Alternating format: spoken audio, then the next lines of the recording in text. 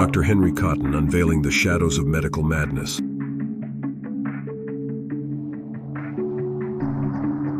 In the shadows of psychiatric history, one name casts a long, chilling shadow: Dr. Walter Freeman. Born in the waning days of the 19th century, Freeman's fascination with the human mind led him down a path fraught with mystery and terror. It was the somber era of the 1930s, where asylums loomed like ancient fortresses, their walls thick with the whispers of madness. Amidst this gloom, Freeman emerged as a figure of both hope and dread, his surgical scalpel gleaming with the promise of salvation or damnation. With his colleague, Dr. James Watts, Freeman concocted a harrowing procedure known as the prefrontal lobotomy, a dance with darkness itself. Beneath its veneer of medical advancement lay a labyrinth of uncertainty and fear, where the line between healing and horror blurred into obscurity.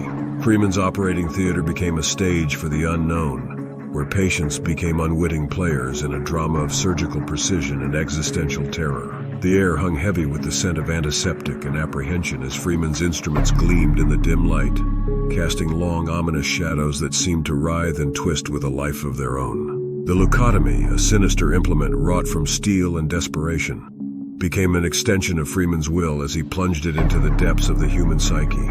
With each incision, he peeled back the layers of sanity, revealing the raw, pulsating core of madness that lurked beneath. Among the countless souls ensnared in Freeman's web of experimentation was Rosemary Kennedy, the forgotten daughter of a powerful dynasty. Her descent into darkness became fodder for Freeman's insatiable hunger for discovery. In 1941, Rosemary underwent a lobotomy that sealed her fate and consigned her to a fate worse than death. But Rosemary was just one of many casualties in Freeman's relentless quest for understanding.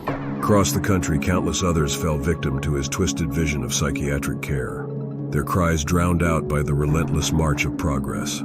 The legacy of Dr. Walter Freeman is a chilling reminder of the fragility of the human mind and the depths of terror that lurk within its recesses. As we peer into the abyss of his legacy, we are left to wonder, what secrets lie hidden in the labyrinth of our own minds, waiting to be unearthed by the daring or the damned? Dr. Linda Hazard, the sinister doctor of Starvation Heights.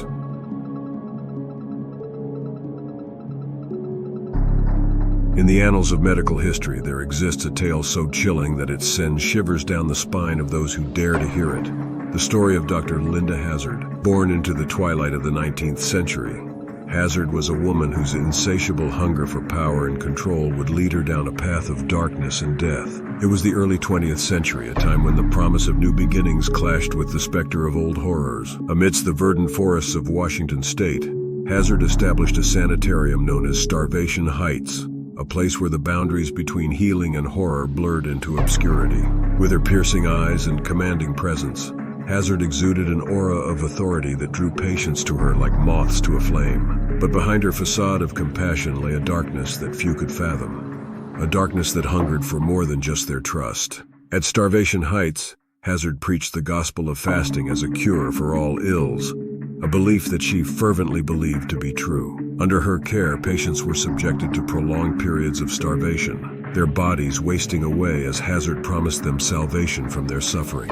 But as weeks turned into months and months into years, it became clear that Hazard's promises were nothing more than empty lies. Instead of healing, her patients found only torment and despair, their emaciated bodies serving as grim testaments to her twisted ambitions. Among the many victims of Hazard's depravity was Claire Williamson, a young woman whose frailty and vulnerability made her the perfect target for Hazard's machinations. Under the guise of medical treatment, Hazard lured Claire into her clutches, promising her a cure for her chronic ailments. But as the days passed and Claire's condition only worsened, it became clear that Hazard had no intention of providing her with the care she so desperately needed. Instead, she subjected Claire to a regimen of starvation and mistreatment, her once vibrant spirit slowly fading into the abyss. It was only through the intervention of Claire's sister Dorothea that the truth of Hazard's crimes was finally brought to light. With courage and determination, Dorothea fought tirelessly to expose Hazard for the monster she truly was,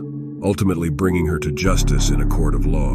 In the end, Hazard was convicted of manslaughter and sentenced to prison, but the scars of her crimes would never truly heal. The tale of Starvation Heights serves as a haunting reminder of the depths to which human depravity can sink, a reminder that even those who profess to heal can harbor the darkest of intentions. And as we reflect on the horrors of Hazard's reign, we are left to wonder, What other monsters lurk in the shadows, waiting to prey upon the unsuspecting and the vulnerable? Dr. Marcel Petiot, the shadowy figure of Parisian mystery.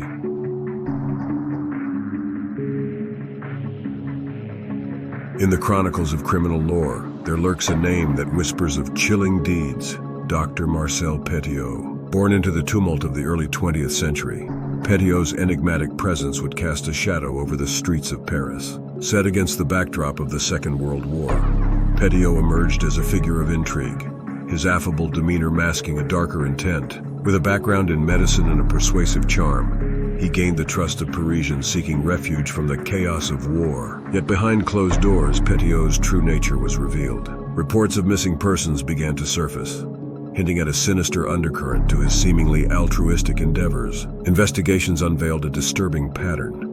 Those who sought Petiot's aid vanished without a trace. Authorities' suspicions intensified when a raid on Petiot's property uncovered a scene of horror. Evidence pointed to a macabre operation with indications that Petiot had been systematically eliminating his victims. Among the tragic tales was that of Germaine Laborde, a young woman whose disappearance had sent shockwaves through the community. Her fate, like so many others, seemed to be entwined with Petiot's dark designs. As the nation watched in horror, Petiot stood trial for his crimes. Despite overwhelming evidence, he maintained his innocence, adding to the mystery surrounding his actions. In the end, Petiot was found guilty of multiple counts of murder and faced the consequences. His name would forever be etched into the annals of Parisian infamy, serving as a chilling reminder of the darkness that can lurk beneath even the most charming facade. The tale of Dr. Marcel Petiot serves as a somber cautionary tale, reminding us that evil can wear many faces, even within the confines of a respected profession. And as we contemplate his legacy, we are compelled to remain vigilant against the sinister forces that may lurk in our midst. Please like and subscribe.